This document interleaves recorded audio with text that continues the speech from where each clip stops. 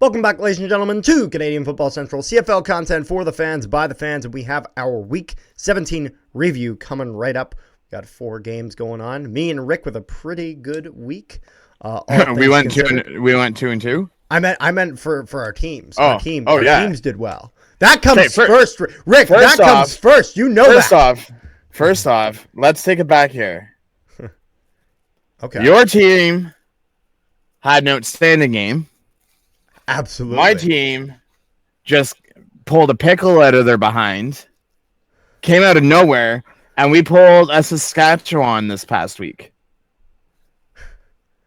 You guys we came back in the fourth quarter. The fourth quarter. Yeah, well, there's a lot to talk about with those 2 games. But if you haven't already, make sure you guys leave a like on the video and subscribe if you haven't already. Hit the little notification bell. Helps out the channel a ton.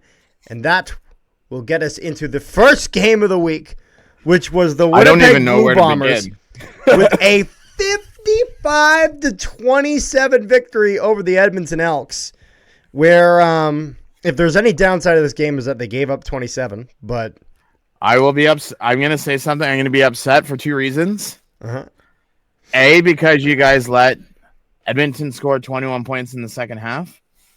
And second, why the F could you guys not put up 5 extra points?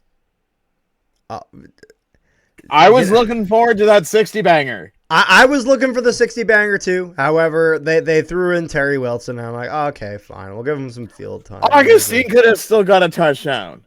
Well, it is what it is. At the end of the day, what do we need to focus on? Zach Collaros, 21 for 26, 432 yards, 6. That's right. You heard me. 6 touchdowns and 0 interceptions. It's not even. No, I don't even look at that. Carter, what is this nonsense? Who's 89-10 on your team? Because they came out of freaking nowhere. Kenny Lawler and Nick Dembski, from playing a lot of mediocre football to coming out and finally the horseshoe up their arse is what that is. Finally looking like they did in seasons prior, and just being absolutely incredible. And even if we want to talk about some touchdowns, that Brady Oliveira touchdown, where they should have had him down freaking 7 yards back, and he just kept going and going and going, and he was in the end zone, and it was done. And man, that first 2 touchdowns for Nick Dembski and Carrick Wheatfall, where first of all, that Dembski touchdown, that safety gets burned. That safety looked like he was on the barbecue overnight and someone forgot to turn the barbecue off. He was so damn burnt. He was nowhere to be found. Wheatfall on the outside, defensive back. Where is he? He's abandoned his post. There is a mutiny going on this Edmonton Elks team. Where is he? I can't find him. You know who didn't? Wheatfall didn't. He had the easiest catch in the world, and boom, he's gone. Touchdown. The offense of the Winnipeg Blue Bombers was incredible. Now, there's one thing I need to say about this game that is not said enough. I have had a lot of concerns about the Winnipeg Blue Bombers offensive line at times. This game and last game, man, they have been real damn special. They do give up 1 sack against Terry Wilson later in the game. But besides that, there was nothing. There was hardly anything in terms of pressure because of 2 things. Number 1, they were preventing Collaros from getting sacked. Number 2, Eric Lofton on the side. Rather than necessarily keep pushing his guy wide, and closing that door for Zach Collaros to escape from the pocket, he holds that guy in front of him. He keeps him in front of him, doesn't let him get to the outside. So if Zach Collaros does get a little bit of pressure, he escapes and he scrambles, which is where we finally got scrambling Zach Collaros, which is the best Zach Collaros, which is that Zach Collaros that wins Grey Cups and isn't the one that loses Grey Cups. That's the one. That's the Zach Collaros I want. And what you need is Eric Lofton to be able to play that role the way that Yoshi Hardrick did in terms of keeping that guy contained and allowing him to escape backdoor and be able to scramble, create some different angles, and be able to get that first down. And so he was just incredible at that. As a Bomber fan, there's nothing I can complain about here. Man, if you're the Elks, though, Bethel Thompson, 19 for 34, 3 touchdowns, no picks. The problem in Edmonton was not offense. Rankin still over 100 yards rushing. Touchdown for Lewis Mitchell and Jones. Boris Beatty 2 for 2. But the defense of the Edmonton Elks could not stop anything. And most certainly, they had done a bit. They did decent on the rushing, not amazing, but decent. But the passing game, they couldn't stop anything. Wheatfall was had the third most receiving yards on Winnipeg, and he was at 80 yards. And I gotta say, 2 of those catches by Kenny Lawler were downright disrespectful. I'm sorry. The one-handed grab barely gets the foot in bounds and taps it in is ridiculous. And I love to see it. I love to see it. And I hope to see more of it. Cramdy had a very good game defensively for the Bombers. Just need, all in all, for the defense as a whole to get a bit more. I think if you're the Bombers, you look for maybe a little bit more pressure on Bethel Thompson. But it is what it is. So, one thing I like to point out here. Yep. What the heck was Edmonton thinking when they took Zach Mathis in the supplemental draft? This guy has played 7 games, 5 targets, 1 reception for 7 yards. And do you know what it cost them? What did it cost them, Rick? It cost them potentially the first overall draft pick in this upcoming draft. Because if you took a first-round draft pick from the supplemental draft, you have to forfeit your draft pick for the next year. And even though that they have the the season sweep over Calgary, who's to say, hypothetically, people, I know it's not going to happen, who's to say Calgary doesn't go on a tear and then just passes Edmonton, and then Edmonton forfeits their first overall draft pick in the draft? What could have potentially been Curtis Rourke. Yeah. Not that it would be, but I could be wrong, but I want to check this. Rick, actually, if you can confirm this would be great. What's that? I believe the Winnipeg Blue Bombers now have the season series against the entire West. I could be wrong, but I think they do. Because they beat Saskatchewan in the Banjo Bowl and Labor Day Classic. So they have hit them. They have the Lions. They've lost 3 in the they've won 6. They've lost 3. But who did they lose to? They have lost 2. Because they lost 1 to Saskatchewan, but they still have the series against them because they won the other 2. So the first 2 games were against East teams. Week 3, they lost to BC, so that's 1. Yeah, but then they beat BC twice later in the year, so they have that. I'm just saying. Yeah. The second loss is against Calgary in week 4. Yeah. And I think they got the season series against them in the point differential because they went for the 2-point conversion. Because they went for the 2-point conversion. So I think they have the season series. So they're +1 against Calgary.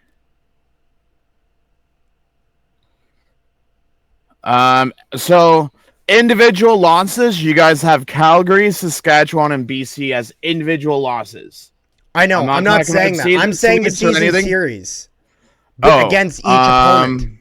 Let's see. Because they have Saskatchewan, Banjo Bowl, Labor Day. Boom. Okay, That's me go Bombers to their... over Riders.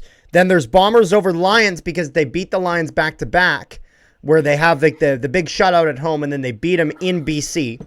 Then against Edmonton, they just won the past 2 weeks. And then in Calgary, this was the situation earlier in the year where everyone was confused why O'Shea ran for a 2-point conversion, even though it didn't seem like he needed it. But it's because he did it because he would win on point differential in terms of a season series. Your guys' last 3 games are against us, Toronto, bye week, Montreal. Exactly. So they don't play any more West teams, which No. confirms my point. Yes. Okay, so I'm correct then. The Winnipeg Blue Bombers have the tiebreaker against every team in the West, which, again, I don't think that will really make much difference now. But if However, that's a fun fact. if I'm not mistaken, I'm pretty sure, because Saskatchewan is still behind them with 3 games. I think either you guys have 1 more win to go, or you guys have 2. Oh yeah, I'm not saying we clinched. I'm not saying we clinched. We clinched the playoffs. I'm not saying we clinched the West. I'm not saying we clinched the West. No, I know. I'm just saying. I think it's 1 or 2 games. Yeah. Although it won't really matter with Saskatchewan unless they tie with someone, because they have an odd number of points. Joke's on you. They've already tied with someone. No, I mean another tie.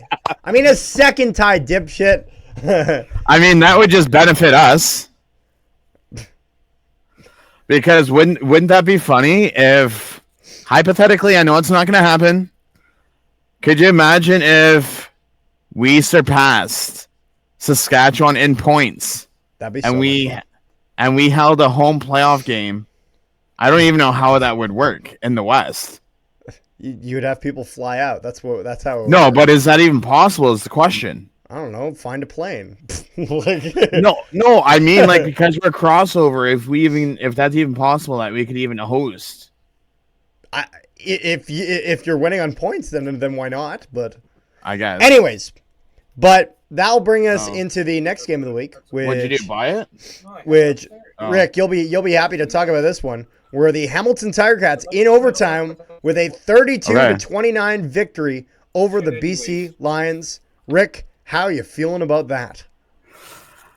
I mean, first quarter, I'm pretty much thinking, okay, this is dog manure. Yep. We're going to the shits. We didn't do as well as we thought. And then it's just like 16-0 at half. And then I'm thinking to myself, I'm like, okay, Bo, you better light something up under your behind in the second half. Hey, when you go out there, you should take this with you. Okay. You good? Yeah, no. My dad was trying to tell me something. Oh, okay. Have you ever heard of the Philly Special? I know exactly what the Philly Special is. This is I've never even seen that. The Philly Special is where the quarterback throws it to the receiver. The receiver then goes back to where the quarterback is. The quarterback swings out and then gets a pass.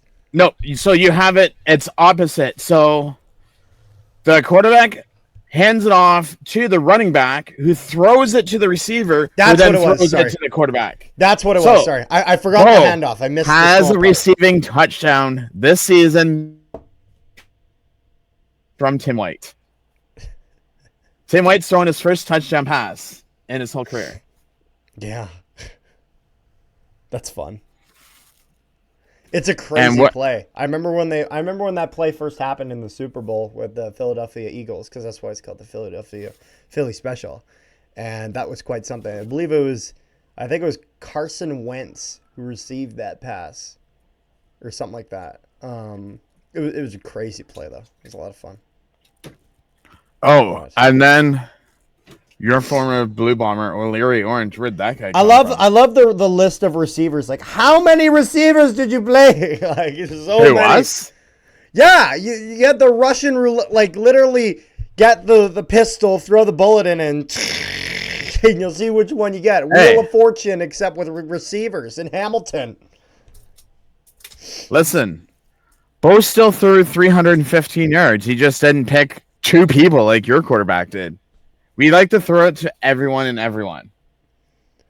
2 people, Derek. Hey, 2 people. Wheatfall had 80 receiving yards. He had 2 80 people that had over 100. Yeah, and you had 0 over 100.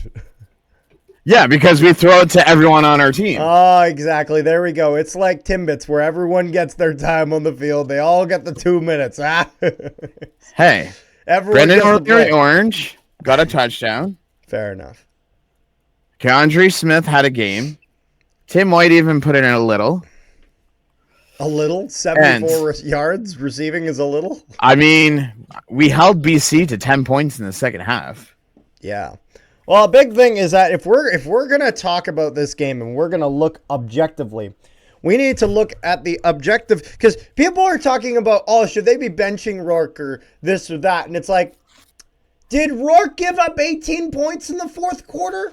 Was he playing defense? No. I thought he was a quarterback. Sorry. Like, I'm pretty sure Nathan Rourke is a quarterback. I don't know if he plays defensive line and he's supposed to pass rush on Bo Levi Mitchell. If he plays corner and it's his job to stop the passing game. But like, what the hell was that defensively? I've never seen a team defensively fall apart like that before. Nathan Rourke threw 264 yards and didn't even get a passing touchdown.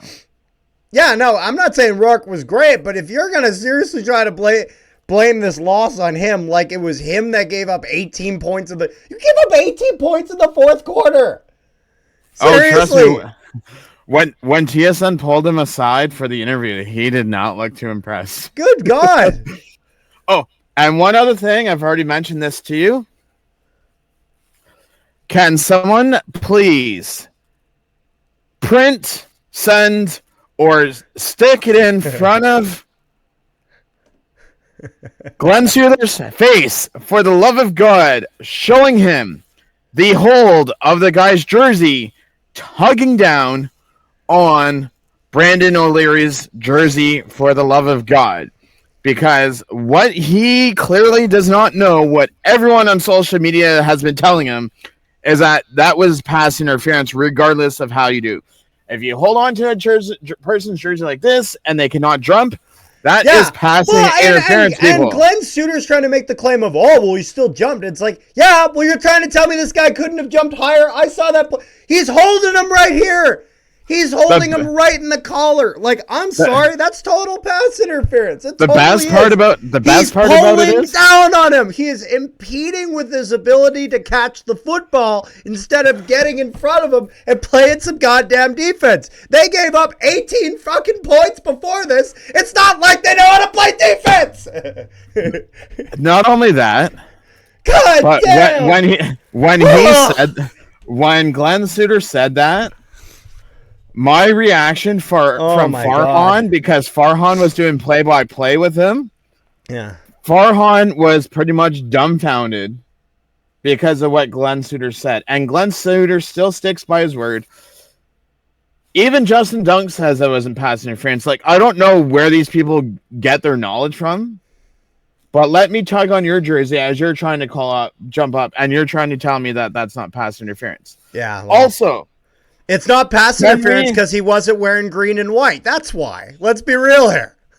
For a request to any fan out there, we need to create a voiceover of Ben Major saying the ball hit the score clock again. Yeah, can somebody clip that, please? Except for the ref this week is like, it hit the scoreboard, yada, yada, yada. We're retaking. Well, he was like, what Ben said, or something like that. He had said something. Yada, yada, yada. Yeah, yada, yada, yada, exactly.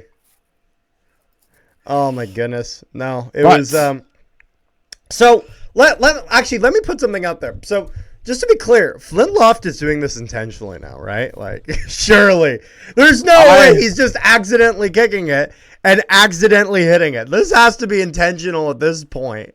I mean, whoever designed, I'm sorry, but whoever designs BC Place or friggin' Safe Hat Foods at BC Place, whatever you people in BC call it these days. It's BC Place. No, no, they changed the name in the summer. It's Safeway Foods at BC Place or BC Place at Safe on Foods.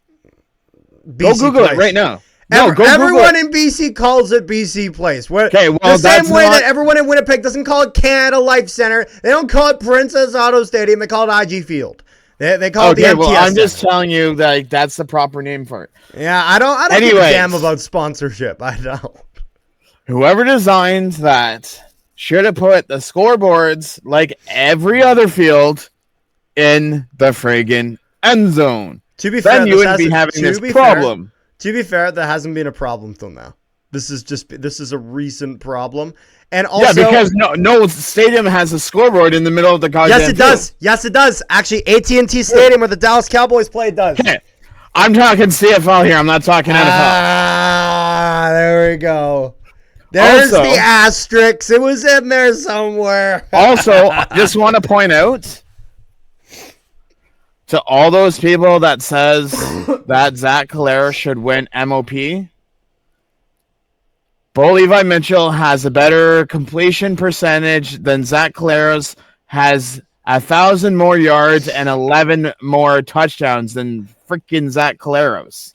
And has a less interception percent. Who the hell is saying Zach Calera's for MOP? I haven't heard anyone say that. Well, apparently it's everywhere I've looked. They're saying that well, then you're it's going to be too Zach much time on Calera's. Twitter. No, because here's the thing. People are saying that it should be a quarterback, and if it's not going to be Bo Levi Mitchell, it should be Zach Calera or Cody Fajardo. Here's my question. Why the hell does it have to be a quarterback? It's most outstanding player, not most outstanding QB. Well, it's not most valuable player either, so whoever puts outstanding numbers.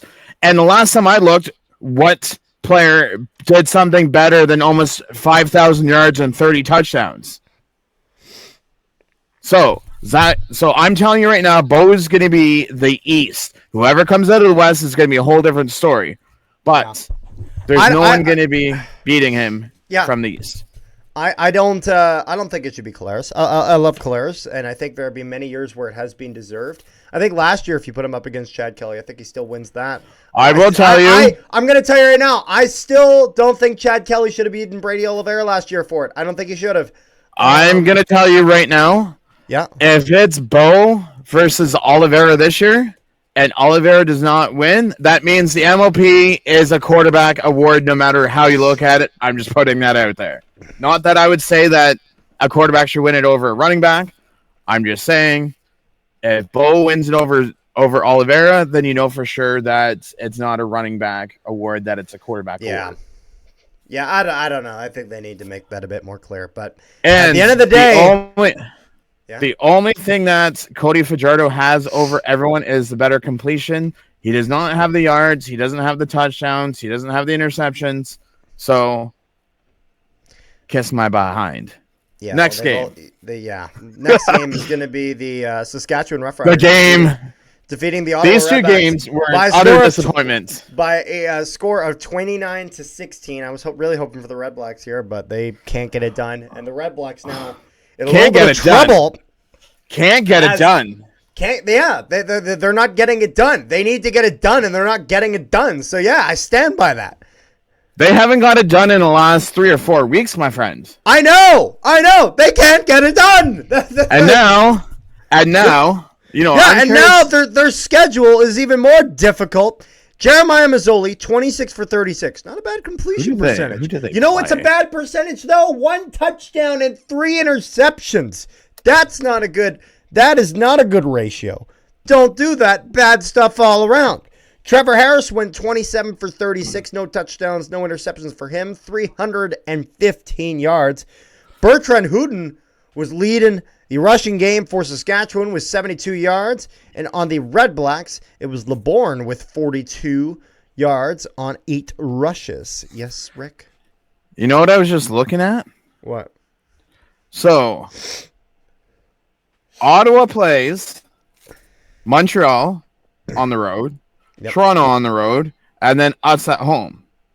We play Winnipeg, Calgary, and Ottawa. That last game in week 21, depending on how the next 2 games go, that could decide who makes the playoffs between Ottawa and Montreal if Ottawa doesn't pull up their socks. You mean Ottawa and Hamilton, not Ottawa and Montreal. Sorry. Because I don't know how long Drew Brown's out for, because Drew Brown's injured. Well, also, so one other thing I do want to go into kicking-wise for this game. Lewis Ward, 3 for 4, longest 53 yards. Brett Lothar, 7 for 7, longest 41 yards. Impressive. However, there is a more impressive stat in the following game that we will get to. Impressive stat. Listen, If it wasn't for Brett Lothar, Saskatchewan wouldn't have won this game. I don't care how you look at it because Trevor Harris threw for 350 yards and 0 touchdowns. Brett Houdon only ran the only touchdown of this game. Yeah, no, and they were literally kicking field goals all night. Who can kick the longest? Longest? We're talking longest kick. Sergio Castillo, no question. Okay, well. For length, yeah. He has so Lothar went 35, 21, 33, 41, 39, 20. Oh, no, that's yeah, none of them were over 41 yards. Not a single one of those kicks were over 41. 41 was the longest. That's not a long kick. Ward went 37, 52, 26, and that was it. Yep. Red Blacks up two quarters with both the first and third. Big fat donut. They got 13 points in the fourth quarter, but they just gave up too much over the course of the game. Not able to at least get at some field goals here and there to put some points up on the board. I'm curious. I want to see. Ultimately cost them. I want to see what his numbers are because I want to say Rhymes has decreased this year. He's being very streaky as far as I'm concerned, just from what I've seen at least. I mean, yeah, he has 861 yards. But my Lord, like there's some games where it's just like, buddy, what have you been doing? It's funny, he'll have some games where it's like, oh, is this maybe the Dominic Rhymes of old? And then listen to this, okay? So, week 2, 60, next game 55, next game 4, next game 2, next game 131, next game after that 53, 75, 72, 8, 9, 46, 138, 129, 59, 20. Yeah, very streaky, as said. So, like he's only had 3 games this year over 100 yards. Yeah. But Riders would beat the Red Blacks by a score of 29-16. Is there after we both wanted Ottawa to win this? Yeah. We cannot. Our teams won, and we cannot depend on any teams to do us favors. Yeah, no. Apparently, we can except for you, we're depending on us to do you guys a favor, which you guys did. Which did. I'm so glad because I was in the pick'ems and everyone took BC that game. And everyone's like, oh my goodness, like they're winning by however many. It's not going to happen. And then the game started getting closer and closer and closer. And I just see the text, oh my God, if they're about to blow this. They go to overtime and I'm thinking, oh my God, come on. Like, I'm not a Ticats fan, but I'm cheering for them right now. I need them to beat the Lions. And so. I kid you not, I was doing a live stream over my Ticats Talk Network channel. Yeah. I had 38 viewers. Damn. Live for the last 7 minutes of that game. As I'm trying to sit there and explain to my viewers, because some of my viewers are from down south. I even had a guy from Europe. Oh, yeah. In the channel. He was asking me questions about how overtime works. And I had people even cheering for the Ticats because they picked the spread. So everyone was a Ticat fan that night. Fair enough. And, oh, my Lord. However, we're going to go into the last game of the week here. Which I was in person for this. The Toronto Argonauts defeat the Montreal Alouettes by a score of 37-31. And let's just put it this way. Chad Kelly was not the reason that they won that game. Lyra Haralahu sets a Toronto Argonauts record for field goals made in a single game with 8. 8 field goals for Lyram Haralahu. Just an incredible performance for him. Longest at 49 yards. I'm just clapping because Cutter actually remembered how to pronounce it, like, fully. Yeah, I actually was able to pronounce the name properly. I know, it's crazy. Polk with another game. We were talking about this the other day about how maybe Polk will have a crazy game where we're like, who the hell is this guy? Like, it was the Conor McGregor meme was, who the fuck is that guy? Let's call this out. Chad Kelly, 19 for 30. I mean, he only missed 11 passes. Yeah, this guy wasn't even friggin' like. But this guy didn't even throw a touchdown. Yeah, no, not one. And I mean, he was barely above 60%. I will say there are a lot of pissed off Argo fans at the Argos right now because they're saying their defense is the most inconsistent thing that they've seen. Inconsistent? Inconsistent. Thank you. That they've seen. And that's rushing. I was not gonna say they only rushed five people, but no, I was thinking that was passing. But I'm gonna pull this up because I'm actually curious. Their last. So Montreal, they gave up 31. Hamilton, they gave up 33. BC, they gave up 17. Okay, their defense did well. The game before that, they gave up 41. The Ticat game on Labor Day, they gave up 31. Then, end of August, they gave up 19 to Saskatchewan. Pretty good. 25 to Calgary. 27 to Calgary before that. 14 to you guys. 27 to us. 18 to Montreal. And then 30 back-to-back to Saskatchewan and Montreal. 36 to Edmonton. 20 and then 27 week 1. Like, they've only had, 1, 2, 3, 4 games this year under 20 points against. Jeez. I am actually quite surprised. I know people are going to say, but you guys have the way worse defense. I got that. But you would think, oh, no, I take that back. We're only 63 points behind or ahead of Toronto. And for all those people that want to talk smack about Hamilton, one last thing. We have the most points for in this league this year. Toronto has 432. We have 412. Montreal is in third with 406. So all you people can take a flying leap. Well, at the end of the day, Rick. I'm just tired of all the hate on Hamilton. Well, they got to make the playoffs. They got to make the playoffs. None of those matters. None of that matters if they can't make the postseason. Also, you cannot depend on other people to do jobs for you. You have to do everything yourselves. So, Carter, when we do our preview this week, my friends, we are going to have one hell of a discussion because Winnipeg are coming to town on Friday nights to play the Ticats in the Chris Jones era. We already. Oh, please! You guys only won by 3 points last time. I'm sorry. I thought at the end of the day we were awarded with this. I think it was this. I think that's how the game went. I think that's how it went. So you guys, if I'm not mistaken, you guys are what, 5 games in a row or 6? I can't remember. I'll put it this way. I know we started 0-4 and now we're 9-6. So I can give you that. We're 9-2 in our last 11.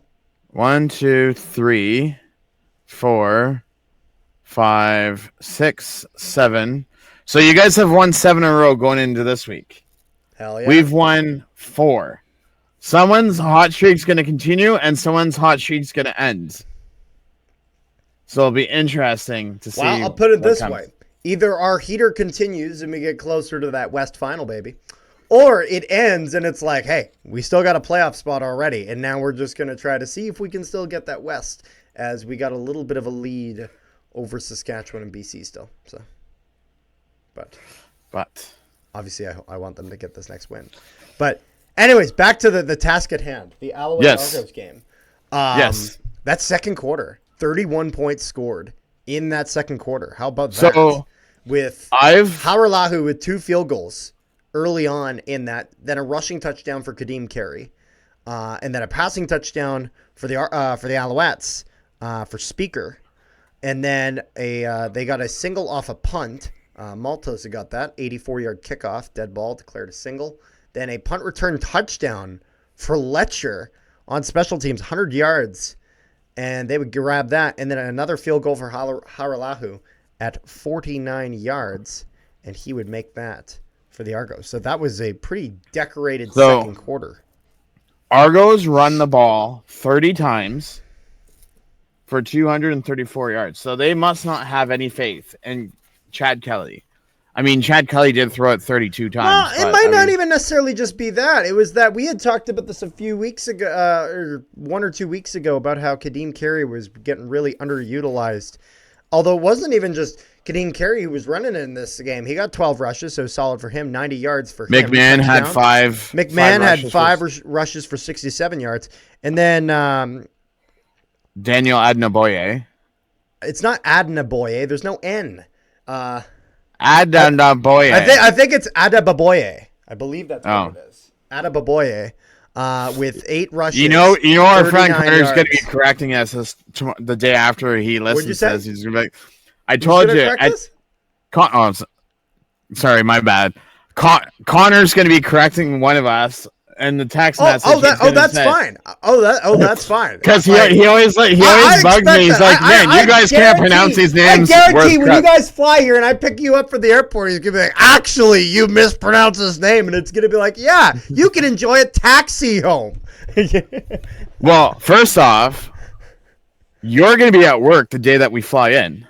Oh, lovely. When do you guys fly in? So we leave Toronto. We fly out about just like 11:45, 12-ish. Oh, yeah. And then they say it's supposed to be 2 hours and 41 minutes, but it's less because of the time exchange. Time change, yep. So we actually will probably get there about like 1 o'clock. Oh, yeah. And then by the time, because none of us are bringing luggage, we're just bringing that personal item and then the carry-on. We don't have to go to customs. We can just grab our bag. Well, there's no customs because you're not going outside Canada. But you meant like the luggage, like where you have to pick up your luggage. Yeah. You're talking about the baggage claim. Baggage claim, yeah. So and then we basically jump in an Uber and go to our Airbnb. Fair enough, and that will be happening for all the wonderful. A week Wednesday. That will be happening on the weekend of October 11th, where Thanksgiving weekend. We'll be at the Bomber game. But then the game that we'll be probably doing a lot more content for is the BC Saskatchewan game, where we will be at Mosaic Stadium. We will be filming some content. We will have this wonderful microphone out there where we'll be doing some trivia with you wonderful people. I think we'll be trying to organize maybe some prizes for that. We'll be doing that at the Saskatchewan Rough Rider tailgate. And for those that will be seeing us at the tailgate, thanks to our lovely co-host over here, he got us hats with our logos on. Yes, so we're gonna have Canadian Football Central hats for me and Rick. So we'll be decked out with all that stuff. Oh my God! You know who? Let me ask you. I know you hate. Okay, no, I can't really say hate because I've seen someone say hate's really a bad word. I know you dislike Saskatchewan fans. Have you ever met Nana? No. Okay. So I want to make this clear. So I dislike the Saskatchewan Rough Riders. Okay. There are certain Rider fans I dislike. However, to be fair, there are certain Bomber fans I dislike. So I wouldn't make that exclusive. I will say this: team. If they do listen to this stream, if there's one Rider fan you have to meet, I don't know what her actual name is, but she goes by Nana. She's 90 years old. Wow. She flew to Toronto, and I actually got a picture of her. You should have seen her reaction when I told her I was coming from Hamilton to meet Nana Ryder of the Rough Riders. Wow. And wow, did she ever lighten up? So if anyone has ever met Nana Ryder, you know who I'm talking about. There you go. But I think we've gotten a lot covered in this. And oh yeah. Also, I want to give a nice shout out to Rider linebacker, Mr. AJ Allen, who is going to be meeting us after the Rider BC It'll game. probably be after. I'm assuming not before. Yeah, no, We'll I've have to already organize- talked to him. I've already you talked have? to him. It's gonna, Okay. yeah, Okay. it's gonna be after, and I got a jersey with his name on it, and he is gonna be autographing it, and then when I get back, it's gonna be put away and framed. Hell yeah! There you go, AJ Allen. Great interview on here. You guys can check that out on the Canadian Football Central podcast. It's in our it was a video we had done a while ago. It's in one of our playlists that we have, so make sure you check that out, and make sure you guys tune in for tomorrow when the tomorrow after when this video goes up, when we will have the following week's preview, where me and Rick are pitted head to head against each other. Bombers, Ticats. It'll be a fun session of arguing and bamboozling and all of that. Let's just say, if you guys are scoring touchdowns on us, it ain't gonna be no freaking 6. That's for sure. We'll see about that. But make sure you guys like, share, and subscribe if you haven't already. Hit the notification bell. Helps out the channel a ton. If you're on Spotify, make sure you guys give us 5 stars. We appreciate all the wonderful viewing that you people do of our content. Helps out a ton. And peace, love, and positivity to all you wonderful people at home. There's Rick with the Ash Ketchum. There, you know, and my Ticat Talk Network vest. Exactly. We're gonna need to get some more Canadian Football Central merch in the future, so we'll get on that. But until next time, keep fit and have fun.